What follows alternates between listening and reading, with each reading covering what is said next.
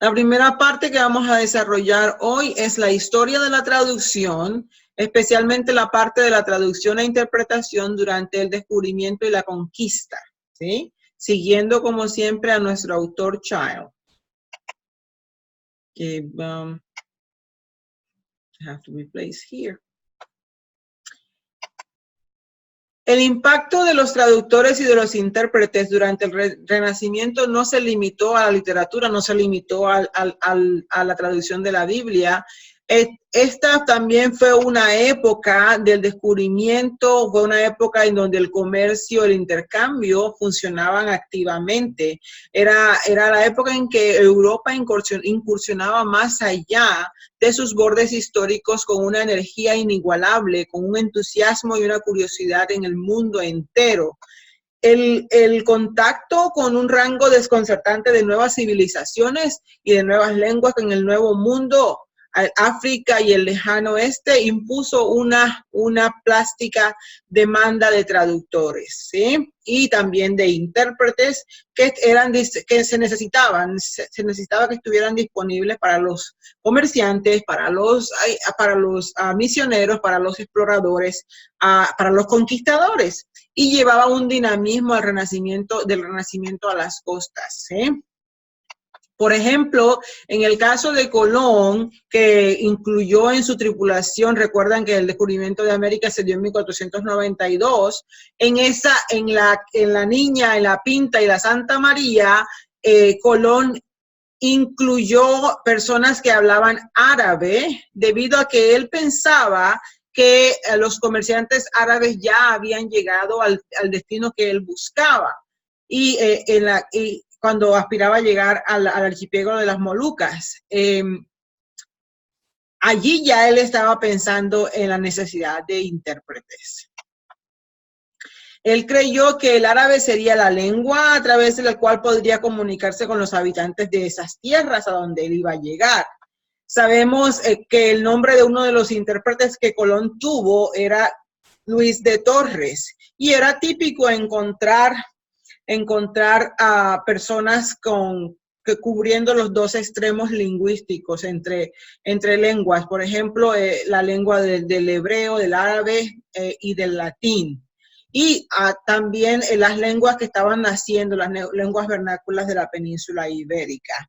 Obviamente no pudo emplear los servicios de Torres cuando llegó, porque no llegó allá, sino que llegó a las Américas. Allí no pudo emplear los servicios de Torres, pero cuando él regresó, se trajo indígenas, ¿sí? Trajo consigo a 6 indígenas con la idea de que aprendieran el español y así sirvieran como intérpretes en las siguientes expediciones. Entonces, todavía con esa mentalidad de usar intérpretes, él trae indígenas a España.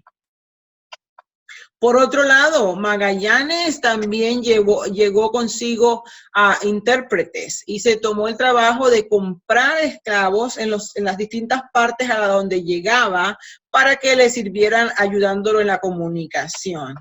En los barcos de Magallanes había un hombre sobresaliente que se llamaba Antonio Pigafetta, ¿sí? Este hombre se encargó de guardar récord histórico de la expedición de Magallanes y también hizo un prontuario del vocabulario de las varias lenguas con que ellos se encontraban en su camino.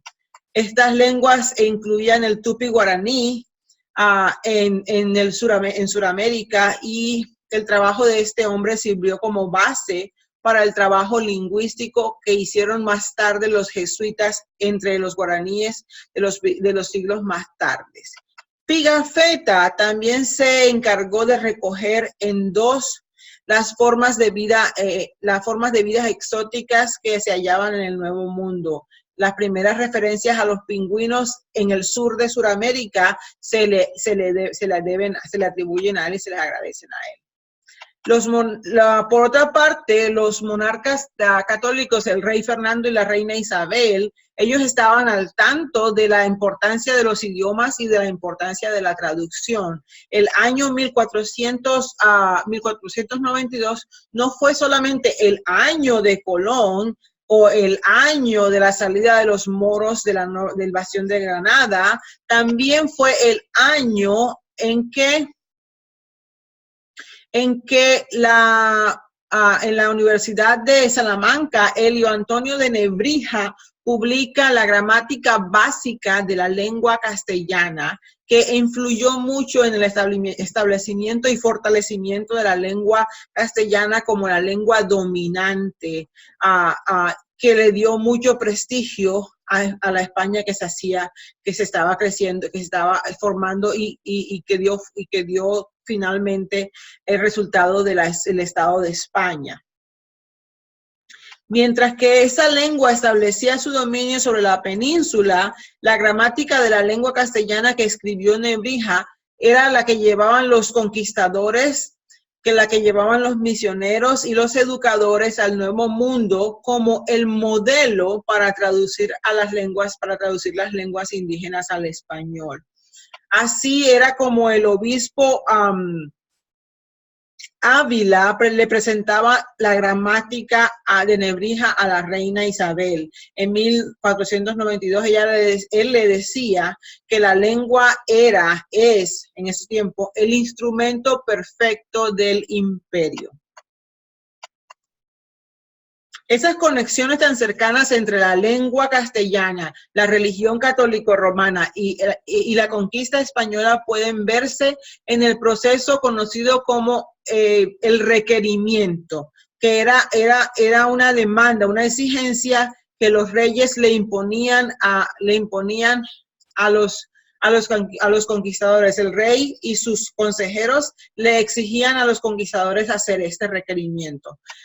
Lo que se estipulaba entonces, lo que estipulaba la corona española, era que en su primer contacto con cualquier grupo indígena, los conquistadores tenían que leerle ese requerimiento, que no era otra cosa más que la exigencia de que aceptaran pacíficamente la Iglesia Católica, que aceptaran pacíficamente la corona de Castilla y de Aragón. Es decir, llegaban allá y les leían un documento donde les pedían acepten pacíficamente que nosotros seamos sus reyes y que esta sea su religión. Lo que pasaba entonces era que si las personas no aceptaban el requerimiento, el rey daba la autorización para que el conquistador impusiera la fuerza, ¿sí? Que los conquistara a la fuerza.